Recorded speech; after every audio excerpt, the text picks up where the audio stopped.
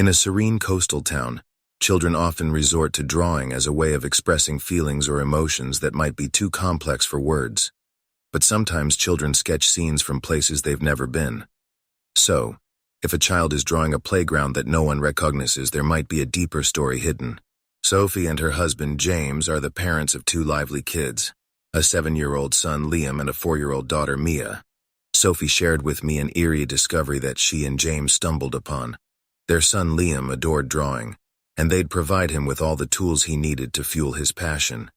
They had an entire drawer filled with sketchbooks, colored pencils, and pastels. Liam had countless drawings, most of which depicted everyday scenes.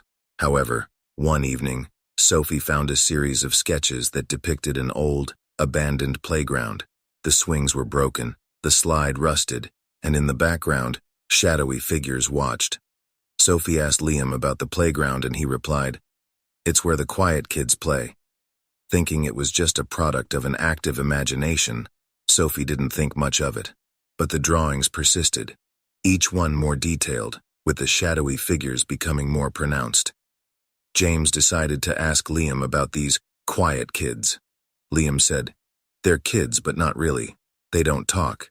They just want to play, but they're always sad." This sent a chill down James's spine. Curiosity piqued, Sophie and James began researching the town's history and stumbled upon a tragic event. Decades ago, there was a playground that had been closed down after a series of unfortunate accidents. The description matched Liam's drawings. Concerned, they decided to visit the site. It was overgrown, but the remnants of the old playground were still visible. As they explored, Mia, clutching her sketchbook, began to draw. Her drawing mirrored Liam's, but with one addition: a little girl standing by the swings, beckoning. Sophie and James decided to consult a local historian. They learned about a little girl named Clara who had tragically passed away at the playground. The historian believed that the spirits of the children were trapped, longing for playmates. The family, though initially terrified, decided to turn the site into a memorial park, honoring the memories of the lost children. With the town's support, they transformed the haunted playground into a place of remembrance. As the renovations concluded, Liam's drawings began to change. The playground was now lively, filled with children laughing and playing. The shadowy figures had vanished, replaced by bright, happy faces. One day, Liam approached his parents with a new drawing. It was of Clara standing by the swings, but this time she was smiling, waving goodbye. Sophie and James realized that by acknowledging and remembering the past, they had given the trapped spirits a chance to find peace. The drawing served as a bridge connecting the living with those long gone, and reminding everyone of the importance of memory and healing.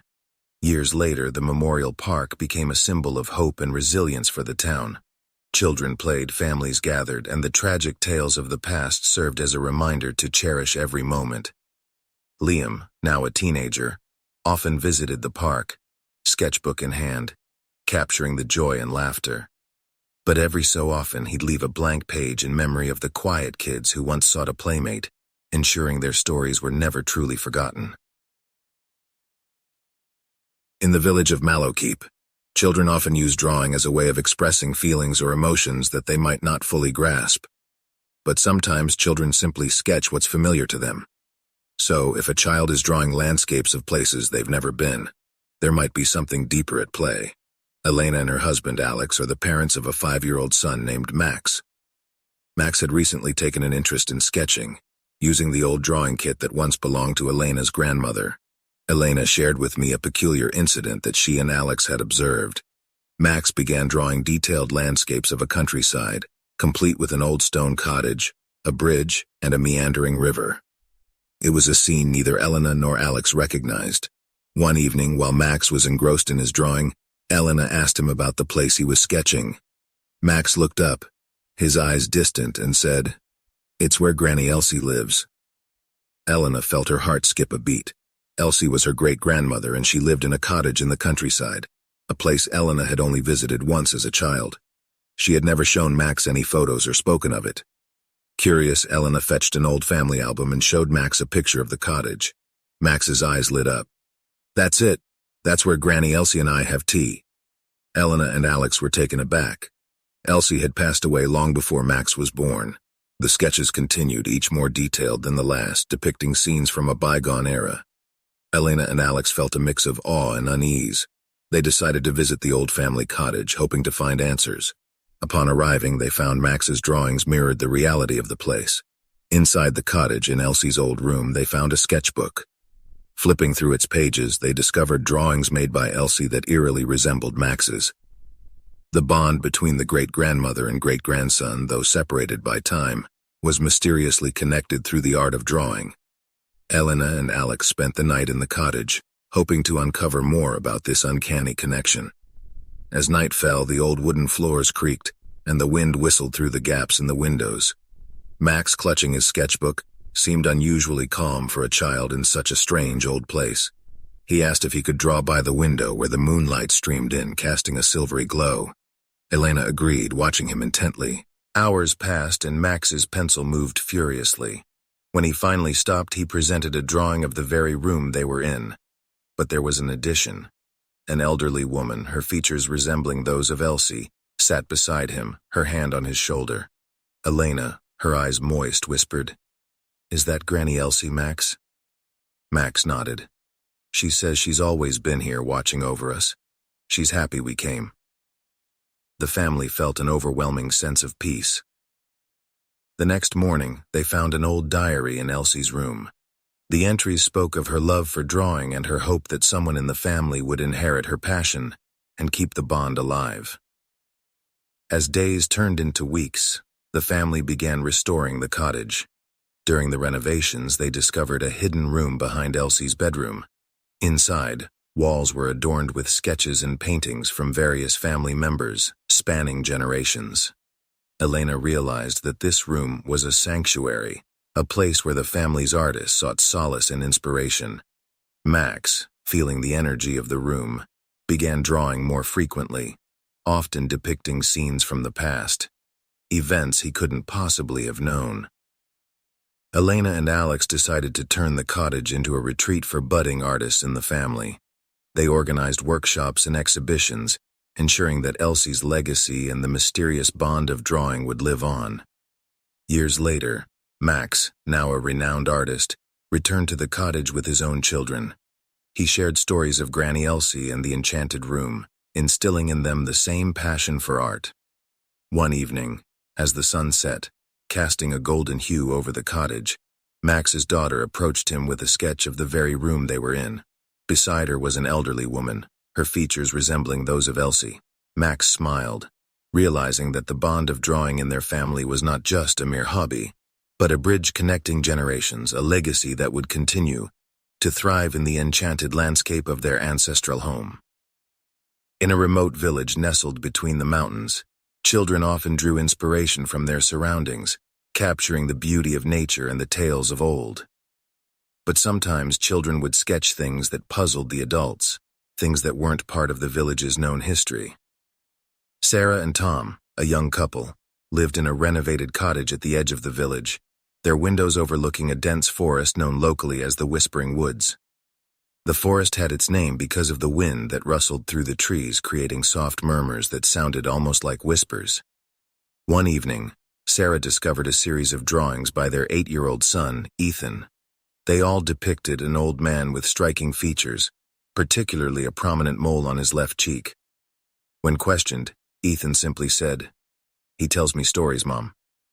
Concerned, Sarah shared this with Tom. The couple became even more alarmed when they overheard Ethan talking to someone in his room late at night. Peeking in, they found him alone, engrossed in conversation with the empty air. One day, as Sarah was cleaning Ethan's room, she noticed his sketchbook on the desk. As she watched, the pages began to turn on their own, stopping on a detailed drawing of the old man, his eyes seeming to stare right at her. Panicking, Sarah and Tom sought the help of a local paranormal expert named Dr. Helena. Helena, after listening to their story and examining the sketchbook, revealed that the old man resembled a villager from decades ago, known for his storytelling. Legend had it that he had vanished in the Whispering Woods, and some believed his spirit still lingered, searching for someone to pass his stories on to. Helena conducted a séance to communicate with the spirit. The room grew cold, and the lights flickered. A voice echoed, I need to finish my story. Helena realized that the spirit was trapped between worlds, bound by the unfinished tales he left behind. Ethan, being sensitive to the supernatural, became the medium through which the old man tried to communicate. The spirit grew more aggressive, wanting his stories to be heard. Objects moved on their own, shadows danced on the walls, and Ethan began to withdraw, spending hours talking to the old man. Despite Helena's best efforts to sever the connection, the spirit's hold on Ethan grew stronger.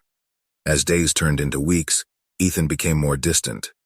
His once bright eyes now appeared vacant, devoid of the spark of life. He no longer spoke to his parents, and when he did, his voice had a chilling, twisted tone that was barely recognizable. One evening, as Sarah tried to engage him in conversation, Ethan turned to her, his eyes cold. In a voice that seemed to come from somewhere far away, he whispered, "He's waiting for me, Mom. The stories, they never end." Tom, trying to break through to his son, once asked, "Ethan, can you hear me? We want to help you." Ethan slowly turned his head and with a sinister smile replied, "It's too late, Dad. I'm his now." The atmosphere in the house grew oppressive. Cold spots appeared, and shadows seemed to move on their own. Whispers echoed through the halls, always just out of comprehension, but with an urgency that was palpable. One fateful night, Ethan disappeared. All that was left behind was a final drawing in his sketchbook. The old man and Ethan, hand in hand, walking deeper into the whispering woods, their figures merging with the twisted trees and shadows. Sarah and Tom searched tirelessly but never found their son. The village was once again reminded of the curse of the whispering woods. Parents clutched their children closer, warning them never to venture too deep into the forest or listen too intently to the eerie whispers carried by the wind. In the shadows of the night, if our tales from unsettling horror stories gave you a fright, press like and let it be known. Subscribe, so you're never alone in this haunting journey, and share, so others too can be wary. Until our next sinister tale, stay dark, dear listener.